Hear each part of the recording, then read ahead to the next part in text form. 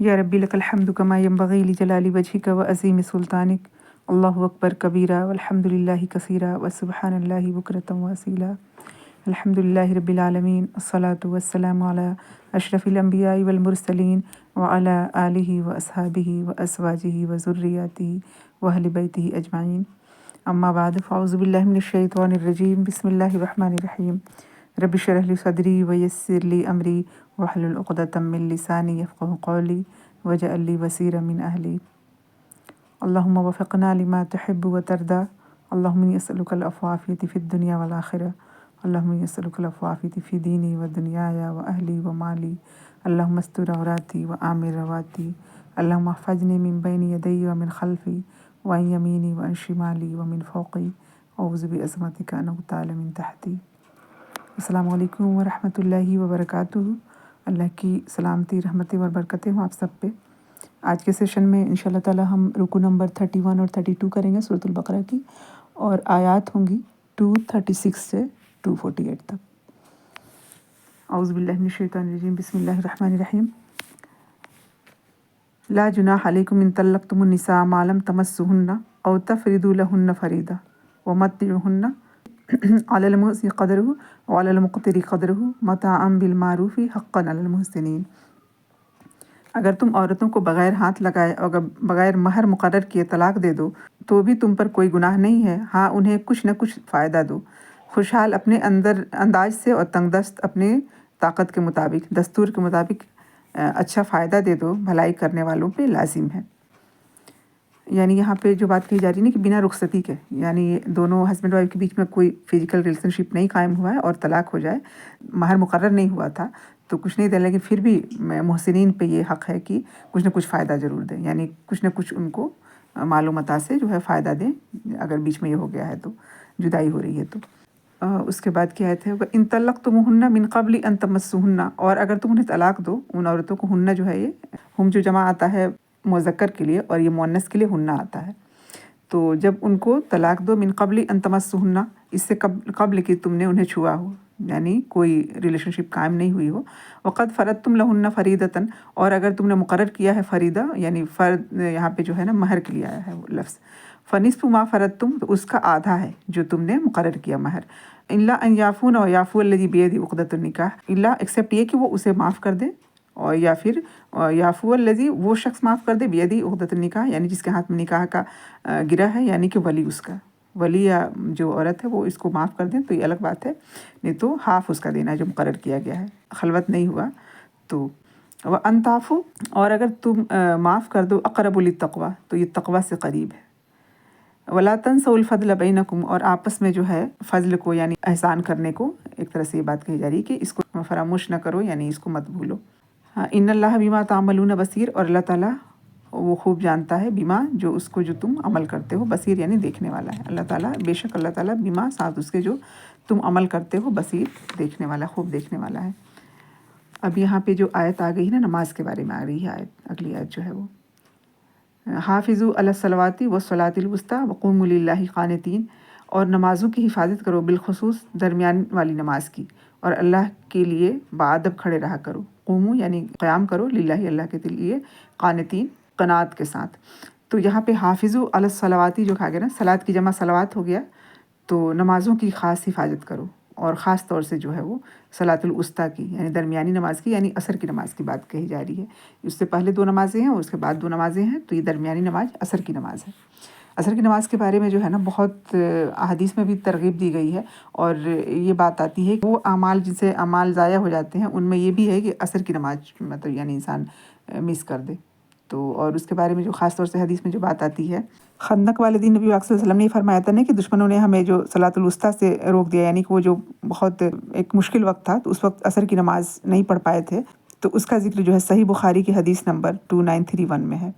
اور صحیح مسلم کی حدیث جو ہے وہ 627 اور 205 میں بھی اس کا ذکر ہے۔ اس کے بعد فَإِنْ خِفْتُمْ فَرِجَالًا أَوْ رُكْبَانًا فَإِذَا أَمِنْتُمْ فَاذْكُرُوا اللَّهَ كَمَا عَلَّمَكُم مَّا لَمْ تَكُونُوا تَعْلَمُونَ، یعنی دشمن کے خوف کے وقت جس طرح بھی ممکن ہو پیادہ یا چلتے ہوئے یا سواری پہ نماز پڑھ لو، تاہم جب خوف کی حالت ختم ہو جائے تو پھر اسی طرح نماز پڑھو جس طرح سکھایا گیا ہے، یعنی جنگ کے میدان میں بھی نماز ہوئی ہے اور دشمن پیچھے لگا ہے، اس وقت بھی نماز نہیں چھوڑا، نماز کی گئی، لیکن اس کا طریقہ الگ ہوگا، نماز خوف کا طریقہ جو ہوگا۔ لیکن پھر کہا گیا کہ پھر فَإِذَا أَمِنْتُمْ فاذكروا اللَّهَ كَمَا عَلَّمَكُم مَا لَمْ تَكُونُوا تَعْلَمُونَ، اور پھر اس کے بعد اگر تم امن میں آ جاؤ خوف کی حالت سے تو اللہ تعالیٰ کو ویسے یاد کرو، یعنی نمازوں کو اس طرح سے قائم کرو جیسے کہ اللہ نے سکھایا ہے، جو تم نہیں جانتے تھے اس سے پہلے۔ اب یہاں پہ پھر ٹاپک دوسرا آ گیا، والذین یتوفون منکم یذرون ازواجا، اور جو لوگ فوت ہو جائیں اور چھوڑ جائیں بیویاں، ازواج یعنی کہ زوج کو بیویاں چھوڑ جائیں، وصیۃ لازواجہم، تو وصیت کرنا ہے اپنی بیویوں کے لیے، متاعا الی الحول غیر اخراج، ان کو فائدہ پہنچانا ہے، اور ان کو یعنی غیر اخراج، یعنی خراجہ جو ہے نکلنے کے میننگ میں آتا ہے، تو یعنی کہ وہ وصیت کر جائیں ان کی بیویاں سال بھر تک فائدہ اٹھائیں، انہیں کوئی نہ نکالے نہ وہ خود نکلیں، حول غیر اخراج یعنی 1 سال کی مدت اس میں قرار دیا گیا ہے۔ فَإِنْ خَرَجْنَا، اگر وہ خود چلی جائیں، نکل جائیں، فَلَا جُنَاحَ عَلَيْكُمْ، تو تم پہ کوئی گناہ نہیں، فِيمَا فَعَلْنَ فِي أَنفُسِهِنَّ مِن مَّعْرُوف، کہ جو اپنے نفسوں کے بارے میں وہ بھلے طریقے سے جو بھی مطلب فیصلہ کر لیں اگر وہ نکاح کرنا چاہیں یا جو بھی۔ واللہ عزیز حکیم، اور اللہ تعالیٰ زبردست حکمت والا ہے۔ یہ آیت وہ ترتیب میں مؤخر ہے مگر منسوخ ہے۔ ناسخ آیت پہلے گزر چکی ہے جس میں عدت وفات 4 مہینے 10 دن بتلائی گئی ہے۔ علاوہ ازیں آیت میراث نے بیویوں کا بھی حصہ مقرر کر دیا ہے، اس لیے اب خاوند کو عورتوں کے لیے بھی کسی قسم کی وصیت کرنے کی ضرورت نہیں ہے، نہ رہائش کی اور نہ نفقہ کی۔ اس میں جو کہا گیا نا کہ بیویوں کے لیے وصیت کر جائیں، تو یعنی کہ اب اللہ تعالیٰ نے خود وصیت فرما دی ہے کہ ان کا جو میراث میں جو حصہ ہے تو اب یہ کرنے کی ضرورت نہیں ہوتی ہے۔ والمطلقات متاع بالمعروف حقا علی المتقین، طلاق والیوں کو اچھی طرح فائدہ دینا پرہیزگاروں پر لازم ہے۔ کذالک یبین اللہ لکم آیاتہ لعلکم تعقلون، اور اللہ اسی طرح اپنی آیات تم پہ ظاہر فرما رہا ہے تاکہ تم سمجھو۔ اب یہ ٹاپک چینج ہو جا رہا ہے، یہاں پہ رکوع کمپلیٹ ہے 31، اور اس کے بعد جو ہے وہ 32 نمبر رکوع جو آج کے ہمارے لیسن کا اگلا رکوع ہے، اس کی پہلی آیت۔ الم تر الی الذین خرجوا من دیارہم وہم الوف حذر الموت فقال لهم اللہ موتوا ثم احیاہم ان اللہ لذو فضل علی الناس ولکن اکثر الناس لا یشکرون، کیا تم نے انہیں نہیں دیکھا جو ہزاروں کی تعداد میں تھے اور موت کے ڈر کے مارے اپنے گھروں سے نکل کھڑے ہوئے تھے؟ اللہ نے انہیں فرمایا مر جاؤ، پھر انہیں زندہ کر دیا، بے شک اللہ لوگوں پہ بڑے فضل والا ہے لیکن اکثر لوگ ناشکرے ہیں۔ اس میں اصل میں کیا بات کہی جا رہی ہے؟ یہ واقعہ سابقہ کسی امت کا ہے، یعنی پہلے کی امتوں میں سے ایک یہ واقعہ بیان کیا گیا ہے جس کی تفصیل کسی صحیح حدیث میں بیان نہیں کی گئی ہے۔ تفسیری روایت میں اس سے بنی اسرائیل کے زمانے کا واقعہ اور اس کے پیغمبر کا نام جس کی دعا سے انہیں اللہ تعالیٰ نے دوبارہ زندہ فرمایا تھا، ان کا کچھ نام آیا وہاں پہ۔ یہ جہاد میں قتل کے ڈر سے اور وبائی بیماری طاعون کے خوف سے اپنے گھروں سے نکل کھڑے ہوئے تھے تاکہ موت کے منہ میں جانے سے بچ جائیں۔ اللہ تعالیٰ نے انہیں مار کر ایک تو یہ بتلا دیا کہ اللہ کی تقدیر سے تم بچ کے کہیں نہیں جا سکتے ہو، دوسرا یہ کہ انسانوں کی آخری جائے پناہ جو ہے اللہ تعالیٰ ہی کی ذات ہے، تیسرا یہ کہ اللہ تعالیٰ دوبارہ پیدا کرنے پہ قادر ہے اور تمام انسانوں کو اسی طرح زندہ فرمائے گا جس طرح اللہ نے ان کو مار کر زندہ کر دیا۔ اگلی آیت میں مسلمانوں کو جہاد کا حکم دیا جا رہا ہے۔ اس سے پہلے اس واقعے کا بیان میں یہی حکمت ہے کہ جہاد سے جی مت چراؤ، موت اور حیات تو اللہ کے قبضے میں ہے، اور اس موت کا وقت بھی متعین ہے جسے جہاد سے گریز فرما کر تم ٹال نہیں سکتے۔ اگلی آیت میں جہاد کا حکم ہے، وَقَاتِلُوا فِي سَبِيلِ اللَّهِ وَاعْلَمُوا أَنَّ اللَّهَ سَمِيعٌ عَلِيمٌ، اور اللہ کی راہ میں جہاد کرو اور جان لو کہ اللہ سنتا اور جانتا ہے۔ سمیع علیم ہے، اللہ کی صفاتی نام آیا یہاں پہ، سمیع اور علیم۔ اور اگلی آیت جو ہے وہ 245، مَنْ ذَا الَّذِي يُقْرِضُ اللَّهَ قَرْضًا حَسَنًا فَيُضَاعِفُهُ لَهُ أَضْعَافًا كَثِيرًا وَاللَّهُ يَقْبِضُ وَيَبْسُطُ وَإِلَيْهِ تُرْجَعُونَ، اور ایسا بھی کوئی ہے جو اللہ کو اچھا قرض حسنہ دے، بس اللہ اسے بہت بڑھا کر عطا فرمائے گا، اللہ ہی تنگی اور کشادگی کرتا ہے، تم سب اسی کی طرف لوٹ کر جاؤ گے۔ یقبض و یبسط، یعنی وہ باسط جو ہے وہ رزق کو کھولنے والا، و یقبض یعنی تنگ کرنے والا، تو دونوں چیزیں اللہ کی طرف سے ہی ہوتی ہیں۔ وَإِلَيْهِ تُرْجَعُونَ، اور اسی کی طرف تم لوٹ کر جانے والے ہو۔ أَلَمْ تَرَ إِلَى الْمَلَإِ مِنْ بَنِي إِسْرَائِيلَ مِنْ بَعْدِ مُوسَىٰ إِذْ قَالُوا لِنَبِيٍّ لَهُ ابْعَثْ لَنَا مَلِكًا نُقَاتِلَ فِي سَبِيلِ اللَّهِ، کہ تم نے دیکھا نہیں کہ آپ نے موسیٰ کے بعد والی بنی اسرائیل کی جماعت کو نہیں دیکھا جبکہ انہوں نے اپنے پیغمبر سے کہا کہ کسی کو ہمارا بادشاہ بنا دیجئے تاکہ ہم اللہ کی راہ میں جہاد کریں، یعنی ہمارے لیے مبعوث فرما دے کوئی ملکن یعنی کوئی بادشاہ، نقاتل فی سبیل اللہ، ہم قتال کریں، جنگ کریں اللہ کی راہ میں۔ قال هل عصیتم ان کتب علیکم القتال، قال جو ہے پیغمبر کے لیے آیا ہے، پیغمبر نے کہا هل عصیتم، کہیں ایسا نہ ہو کہ ان کتب علیکم القتال، اگر تم پہ قتال فرض کر دیا جائے، کتبہ جو ہے فرض کرنے کے معنی میں لکھ دیا جائے، اللہ تقاتلو کہ تم قتال نہ کرو، قالو انہوں نے کہا وما لنا ہمارے لیے کیا ہے کہ اللہ نقاتل فی سبیل اللہ کہ ہم اللہ کی راہ میں قتال نہ کریں، جنگ نہ کریں، وقد اخرجنا من دیارنا و ابنائنا حالانکہ ہم نکالے گئے اپنے گھروں سے، دیار سے یعنی، اور ابنائنا اپنے بیٹوں سے، فلما کتب علیہم القتال تو پھر جب ان پہ فرض کر دیا گیا قتال، تولوا الا قلیلا منہم تو منہ موڑ گئے بہت سے ان میں سے مگر تھوڑے، واللہ علیم بالظالمین اور اللہ تعالیٰ جاننے والا ہے ظالموں کو، اللہ تعالیٰ خوب جانتا ہے جو ظالم ہیں۔ آیت میں جو قرض حسنہ کی بات ہوئی تھی نا، اس میں قرض حسنہ سے مراد اللہ تعالیٰ کی راہ میں اور جہاد میں مال خرچ کرنا، یعنی جان کی طرح مالی قربانی بھی بنا تعمیل کرو، یعنی رزق کی کشادگی اور کمی بھی اللہ کے اختیار میں ہے، اور دونوں طریقوں سے تمہاری آزمائش کرتا ہے، کبھی رزق میں کمی کر کے اور کبھی تمہیں فراوانی کر کے۔ پھر اللہ کی راہ میں خرچ کرنے سے کمی تو نہیں ہوتی ہے، اللہ تعالیٰ اس میں کئی کئی گنا اضافہ فرماتا ہے، کبھی ظاہری طور پہ، کبھی معنوی طور پہ، کبھی روحانی طور پہ اس میں برکت ڈال، اور آخرت میں یقیناً اس میں اضافہ حیران کن ہوگا۔ یعنی اللہ کی راہ میں خرچ کرنے سے مال میں کمی نہیں ہوتی ہے۔ نبی پاک صلی اللہ علیہ وسلم نے قسم کھا کے فرمایا کہ جس کو کمی ہو جائے وہ مجھ سے لے لے گا قیامت کے دن۔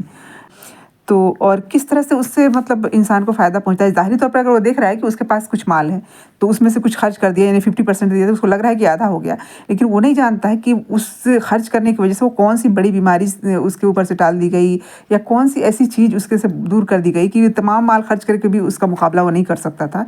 تو اس بات کو سمجھنے کی ضرورت ہے، یعنی قرض حسنہ جب اللہ تعالیٰ کو دیا جا رہا ہے، یعنی خلوص نیت سے اللہ کی راہ میں جب خرچ کیا جاتا ہے نا، اس کو قرض حسنہ کہا جاتا ہے، تو اللہ تعالیٰ اس کو واپس کرے گا۔ جیسے قرض جو لیتا ہے تو واپس کرتا ہے نا، تو وہ اتنا کہ اتنا واپس کرتا ہے، لیکن اللہ تعالیٰ اس کو کئی گنا بڑھا کے واپس کرتا ہے، اور آخرت میں بھی، دنیا میں بھی دیتا ہے اور آخرت میں بھی۔ تو یہ چیز، اور اس کے بعد یہاں پہ جو ایک واقعہ یہاں پہ یہ ہو رہا ہے نا کہ تم نے نہیں دیکھا ان کو کہ جب انہوں نے اپنے نبی سے کہا کہ ہمارے لیے ایک بادشاہ مقرر فرما دے، تو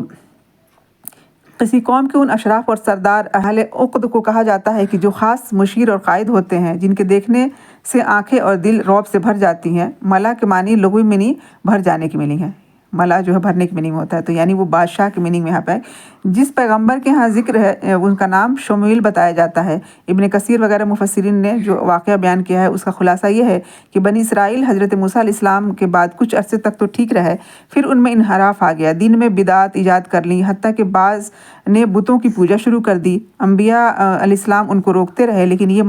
معصیت اور شرک سے باز نہیں آئے۔ اس کے نتیجے میں اللہ تعالیٰ نے ان کے دشمنوں کو ان پر مسلط کر دیا، جنہوں نے ان کے علاقے بھی چھین لیا اور ان کی ایک بڑی تعداد کو قیدی بھی بنا لیا۔ ان میں نبوت وغیرہ کا سلسلہ بھی منقطع ہو گیا۔ بالآخر بعض لوگوں کی دعاؤں سے شموئیل نبی پیدا ہوئے، جنہوں نے دعوت تبلیغ کا کام شروع کیا۔ انہوں نے پیغمبر سے یہ مطالبہ کیا کہ ہمارے لیے ایک بادشاہ مقرر کر دیا، یعنی لوگوں نے، جس کی قیادت میں ہم دشمنوں سے لڑیں گے۔ پیغمبر نے ان کے سابقہ کردار کے پیش نظر کہا کہ تم مطالبہ کر رہے ہو، لیکن میرا اندازہ ہے کہ تم اپنی بات پر قائم نہیں رہو گے۔ چنانچہ ایسا ہی ہوا جیسے قرآن نے بیان کیا کہ یہ جو ہے پھر گئے ان میں سے اکثریت جو ہے وہ، جب انہوں نے کہا تھا کہ ہمارے لیے نبی ایک بادشاہ مقرر کر دیجئے کہ ہم اللہ کی راہ میں قتال کریں گے، اور ہم کیوں نہیں کریں گے جبکہ ہم اپنے نکالے گئے گھروں سے، اپنے بیٹوں سے، یعنی کہ کچھ لوگوں کو قید کر لیا گیا تھا۔ تو انہوں نے یہ کہا تھا کہ ہو سکتا ہے کہ تم نہیں لڑو، تو انہوں نے کہا کہ ہم لڑیں گے، حالانکہ جب مقرر کر دیا گیا تو پھر یہ پھر گئے، کچھ تھوڑے ان میں سے باقی رہے۔ وقال لهم نبيهم ان اللہ قد بعث لكم طالوت ملکا، اور ان کے نبی نے کہا کہ طالوت کو اللہ نے تمہارے لیے بادشاہ مقرر کر دیا ہے۔ قالوا انا يكون له الملك علينا ونحن احق بالملك منه لم يؤت ساعة من المال۔ اب یہ کہنے لگے کہ وہ ہمارا بادشاہ کیسے ہو سکتا ہے کہ حالانکہ اس کو ہم پہ کوئی فضیلت نہیں ہے، ونحن احق، ہم زیادہ حقدار ہیں ملکیت کی، بادشاہت کی، اور اس کو تو بہت زیادہ مال بھی نہیں ہے، وسعت بھی نہیں ہے۔ تو قال ان اللہ اصطفاہ علیکم، کہ انہوں نے نبی نے فرمایا کہ اللہ نے اس کو تمہارے اوپر چن لیا ہے، اصطفاہ علیکم، تمہارے اوپر اس کو چن لیا ہے، یعنی ان کو، طالوت کو، وزادہ بسطۃ فی العلم والجسم، اور زیادہ کیا ہے ان کو، یعنی وسعت دی ہے ان کو، بسطۃ فی العلم، علم میں اور جسم میں، یعنی جسمانی طور پہ اور علم کے طور پہ وہ تم سے زیادہ فضیلت والے ہیں۔ واللہ یؤتی ملکہ من یشاء، اللہ تعالیٰ جس کو چاہتا اپنے بادشاہت دیتا ہے، اپنی بادشاہت دیتا ہے۔ واللہ واسع علیم، اور اللہ تعالیٰ بہت وسعت والا اور علم والا ہے۔ اس کے بعد کی آیت جو ہے وہ قال لهم نبیہم ان آیت ملکہ، اور ان کے نبی نے کہا کہ ان کی بادشاہت کی نشانی یہ ہے کہ ان یاتکم التابوت فیہ سکینۃ من ربکم، ایسا وہ تابوت سکینہ تمہارے پاس آ جائے گا جس میں تمہارے رب کی طرف سے نشانی ہے، وہ صندوق وبقیۃ مما ترک آل موسیٰ و آل ہارون تحملہ الملائکہ ان فی ذلک لآیۃ لکم ان کنتم مؤمنین۔ تابوت جو ہے وہ تمہارے پاس آ جائے گا جس میں تمہارے رب کی طرف سے دل جمعی کے اور آل موسیٰ اور آل ہارون کے بقیہ ترکہ ہے، یعنی ان کی کچھ نشانیاں ہیں، ان کے جیسے اسٹک یا ان کا لباس یا کچھ اس طرح کی چیزیں اس تابوت کے اندر وہ چیزیں تھیں، اور فرشتے اس کو اٹھا کر لائیں گے، یقیناً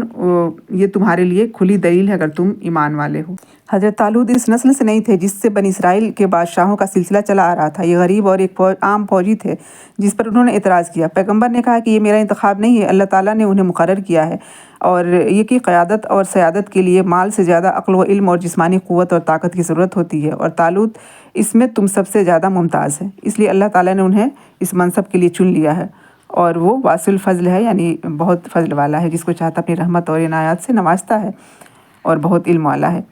تو وہ جانتا ہے کہ بادشاہت کا مستحق کون ہے اور کون نہیں ہے۔ معلوم ہوتا ہے کہ جب انہیں بتلایا گیا کہ یہ مقرر اللہ تعالیٰ کی طرف سے انہوں نے مقرر کیا اللہ تعالیٰ نے ان کو بادشاہ، تو وہ اور کسی مزید نشانی کا مطالبہ کیا ان لوگوں نے کہ ہم پوری طرح سے مطمئن ہو جائیں۔ چنانچہ اگلی آیت جو اس میں کہا گیا نا کہ وقال لهم نبیہم ان آیۃ ملکہ، کہ ان کی نشانی جو ہے وہ ملکیت کی، ان کے بادشاہت کی نشانی کیا ہے کہ وہ صندوق، وہ تابوت توب ہے، وہ تابوت جو ہے نا، اس میں جو توب لفظ ہے اس سے رجوع کے معنی ہے، جسے توبہ بھی ہم بولتے ہیں، کیونکہ بنی اسرائیل تبرک کے لیے اس کی طرف رجوع کیا کرتے تھے، اور اس تابوت میں حضرت موسیٰ اور ہارون کے تبرکات تھے، وہ جو چیزیں جس سے وہ برکت حاصل کرتے تھے، یعنی ان کی کچھ بقیہ چیزیں جو تھیں، جو ان کا اسٹک یا ان کا لباس جو ہے وہ، یہ تابوت بھی ان کے دشمن ان سے چھین کر لے گئے تھے۔ اللہ تعالیٰ نے نشانی کے طور پہ یہ تابوت فرشتوں کے ذریعے سے حضرت طالوت کے دروازے پر پہنچا دیا، جسے دیکھ کر بنی اسرائیل خوش بھی ہوئے اور اسے طالوت کو بادشاہی کے لیے من جانب اللہ کی نشانی بھی سمجھا، اور اللہ تعالیٰ نے بھی اسے ان کے لیے ایک اعجاز، آیت اور فتح اور سکینت کا سبب قرار دیا۔ سکینت کا مطلب ہے اللہ تعالیٰ کی طرف سے خاص نصرت اور ایسا نزول کہ جو اپنے آپ خاص بندوں پہ نازل فرماتا ہے، جس کی وجہ سے جنگ کے خون ریز مارکہ آرائیاں جو ہے نا، اس میں بڑے سے بڑے شیر دل بھی کانپ اٹھتے ہیں، اہل ایمان کے دل دشمن کے خوف اور ہیبت سے خالی اور فتح و کامرانی کی امید سے لبریز ہوتے ہیں۔ اس واقعے سے معلوم ہوتا ہے کہ انبیاء کے تبرکات یقیناً باذن اللہ اہمیت اور افادیت رکھتے ہیں، بشرطیہ کہ وہ واقعی تبرکات ہوں، جس طرح کہ اس تابوت میں یقیناً حضرت موسیٰ اور ہارون علیہ السلام کے تبرکات تھے، یعنی جس برکت کی چیزیں جو تھیں، لیکن محض جھوٹی نسبت سے کوئی چیز متبرک نہیں بن جاتی ہے، جس طرح آج کل تبرکات کے نام پر کئی جگہوں پہ مختلف چیزیں رکھی ہوئی ہیں جن کا تاریخی طور پہ پورا ثبوت نہیں ہے۔ اس طرح سے خود ساختہ چیزوں سے کچھ بھی حاصل نہیں ہو سکتا ہے، جس طرح بعض لوگوں نے نبی صلی اللہ علیہ وسلم کی نال مبارک کی تمثال بنا کر اپنے پاس رکھنے کا یا گھروں میں لٹکانے کا یا مخصوص طریقے سے اس کا استعمال قضاء حاجت اور دفع بلا کے لیے اس کو اکثیر سمجھتے ہیں، یعنی اسے تبرک لیتے ہیں۔ اس طرح سے قبروں پہ بزرگوں کے ناموں کی نظر و نیاز کی چیزوں کو اور لنگر اور کو متبرک سمجھتے ہیں، حالانکہ یہ غیر اللہ کے نام کا چڑھاوا ہے جو شرک کے دائرے میں آتا ہے۔ اس کا کھانا قطعاً حرام ہے، قبروں کو غسل دیا جاتا ہے، اس کے باقی پانی کو متبرک سمجھا جاتا ہے، حالانکہ قبروں کو غسل دینا بھی خانہ کعبہ کے غسل کی نقل ہے اور جس کا کوئی جواز نہیں ہے۔ یہ شرک آلود گندگی پانی کیسے متبرک ہو سکتا ہے؟ بہرحال یہ سب باتیں غلط ہیں جن کا کوئی اصل شریعت میں نہیں ہے۔ تو متبرک جو چیزیں ہیں نا، یہاں پہ جو تبرک لینے کی بات کہی اصلی چیز تھی جو موسیٰ علیہ السلام کی اور ہارون علیہ السلام کی تھی، لیکن جو چیزیں ایسی ہی اس کے نام منسوب کر دینا ہے، کچھ کہانیاں لگا کے اور اس طرح کی چیزیں کرنا، ان چیزوں کی کوئی دلیل نہیں ہوتی ہے۔ تو اللہ سمجھ دے ہمیں، اور ان آیات کے ذریعے سے اللہ تعالیٰ ہماری رہنمائی فرمائے کہ ہم دنیا میں جو ہے نا ان اللہ کے پسندیدہ کاموں کو کریں، ناپسندیدہ کام جو ہیں جو کہ شرک کی جس میں آمیزش ہو جاتی ہے، اس سے ہمیں ہر حال میں بچنا ہوگا۔ اللہ ہمیں بچائے۔ وآخر دعوانا الحمد للہ رب العالمین۔ سبحانک اللہم وبحمدک، نشہد ان لا الہ الا انت، نستغفرک ونتوب الیک۔ سبحان ربک رب العزۃ عما یصفون وسلام علی المرسلین والحمد للہ رب العالمین۔ السلام علیکم ورحمۃ اللہ وبرکاتہ۔